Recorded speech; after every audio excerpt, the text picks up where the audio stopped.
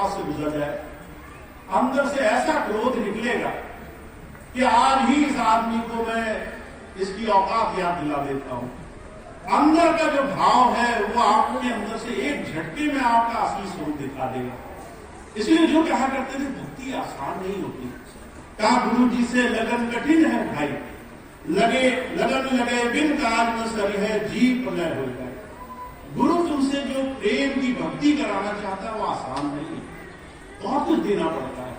अपना मैं, अपना मन, अपना अहम अपने जीवन में से निकाल करके झुकना सीखना पड़ता है।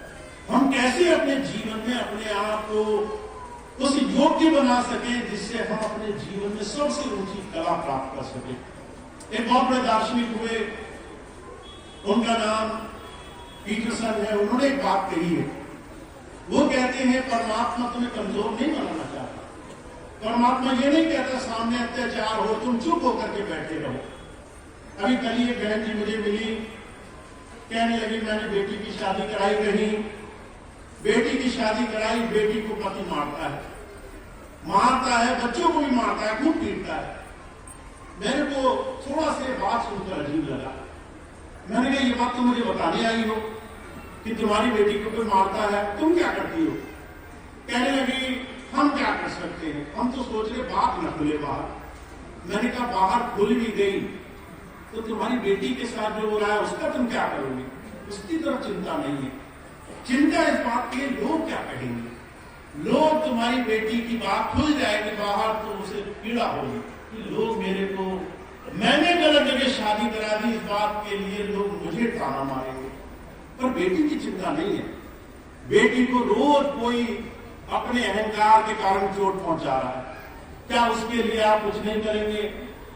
जो वो बात हुजूर ने कही वो बात महाराज जी कब से कहते आ रहे हैं। तुम्हें अपने जीवन में अगर तुम कमजोर बनकर रहे तो तुम क्या हो, ईश्वर ने तुम्हें क्या बनाया है तुम कभी नहीं जान पाओगे। तुम्हें अपने जीवन में इतना सशक्त बनना है कि लोग तुम्हें देखें और अपना रास्ता काट लें। तुम्हें देखें और सोचें इस इंसान के पास गए और बदतमीजी की, अगर गलत किया तो ईश्वर एक बार को छोड़ सकता है, ये एक बार को नहीं छोड़ेगा। अगर ऐसा बन गए उसके बाद विनम्र रहना। अगर तुम्हारे पास इतनी ताकत हो उसके बाद तुम क्षमा करना सीख जाना।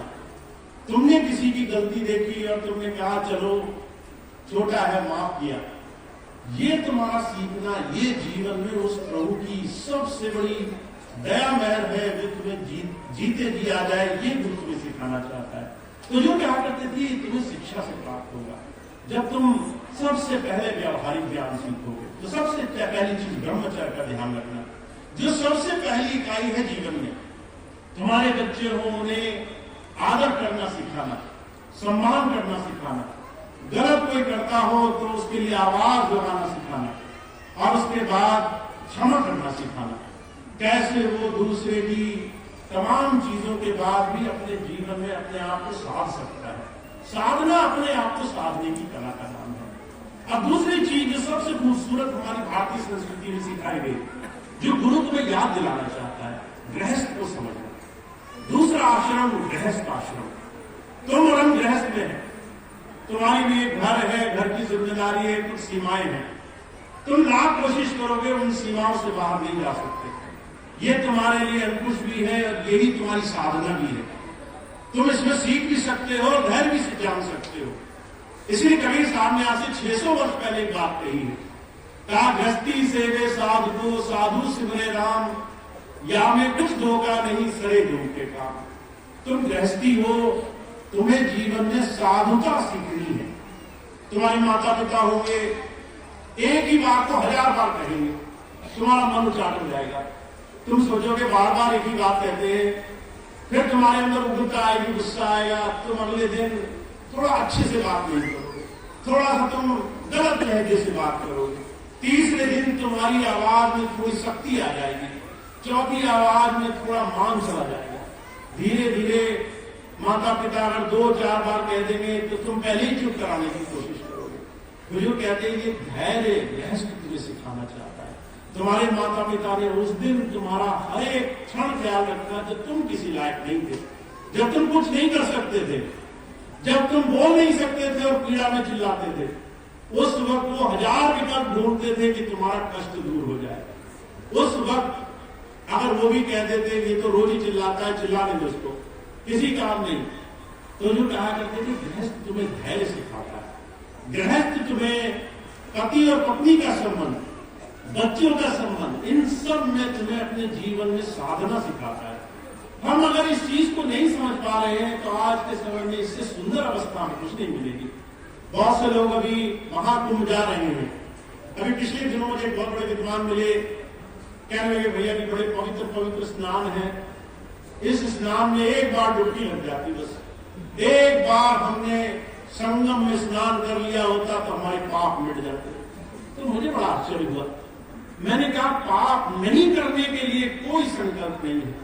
अगर हम किसी के लिए बुरा कर रहे हैं, जो हम पाप मान रहे हैं, किसी का हक मान रहे हैं, किसी के जीवन में हम उसका बुरा करना चाहते हैं, अगर हम इसे पाप मान रहे हैं तो इसको रोकने के लिए हमने कुछ नहीं किया। हमने बस तरीका बनाया कि पाप धुलेंगे कैसे। महाराज जी कहा करते थे तुमने अपने लिए अगर इतनी आसान सुविधा बना रखी है, पाप कितने भी करो, धोने के लिए सिर्फ एक छोटी सी यात्रा ही तो करनी है। यहां से सिर्फ प्रयागराज तक तो जाना है, जाने आने का खर्चा लगेगा, कितने ही पाप करो क्या दिक्कत है, एक बार यात्रा करी पाप भूल जाएंगे। ये वो संतमत नहीं है, ये वो अध्यात्म नहीं है जो हम समझ बैठे हैं। जो कहा करते थे संत में तुम्हारे जीवन में निर्मल होने के लिए, जीवन साधने के लिए, जीवन में सही दिशा में चलने के लिए रास्ता दिखाना चाहते हैं। वो कहते हैं अपने जीवन में हमें सही तरीके से जीना सीखना है। और हमारे स्वामी जी महाराज कहते हैं इन चारों आश्रमों में, ब्रह्मचर्य हो, गृहस्थ हो, वानप्रस्थ हो और संन्यास हो, इन चारों में जो सबसे सुंदर आश्रम है वो गृहस्थ आश्रम है। कारण क्या है? आप अपने जीवन में हर रोज संघर्ष का सामना करोगे। आप सोचोगे आज पति पत्नी बच्चे मुझसे मेरे हिसाब से बात करेंगे और वो आएंगे सीधे नकार देंगे, आपको नाराज हो जाएंगे, आपको बड़ा क्रोध आएगा और वो आपको आपका आईना दिखा देंगे, देखो तुम क्या हो, तुम कैसे बन चुके हो, तुम किस तरीके का जीवन जी रहे हो। बुजुर्ग कहा करते थे आपके जीवन में अगर इस चीज का एहसास आपको हो जाए कि आपका यथार्थ क्या है, आपको संसार में ये बात कोई नहीं बताने वाला है। कबीर साहब ने कहा है निंदक नीरे राखिए आंगन छवि छवाए, बिन साबुन बिन तेल के मन शीतल हो जाए। या तो कोई निंदक होगा आपका, कोई बुराई करता होगा, वो आपको सच्चाई बताएगा, वो बार बार आपके मान पर चोट मारेगा और आपके अंदर से जो निकलेगा वो आपको एहसास कराएगा। जब वो आपको कहेगा कि तुम बड़े झूठे हो, तुम बड़े मक्कार हो, और अंदर से क्रोध निकला तो तुम्हें अपनी असलियत का एहसास होगा। बुजुर्ग कहा करते थे ऐसे बहुत सारे लोग नहीं मिलेंगे जो आपको सच्चाई बताएं।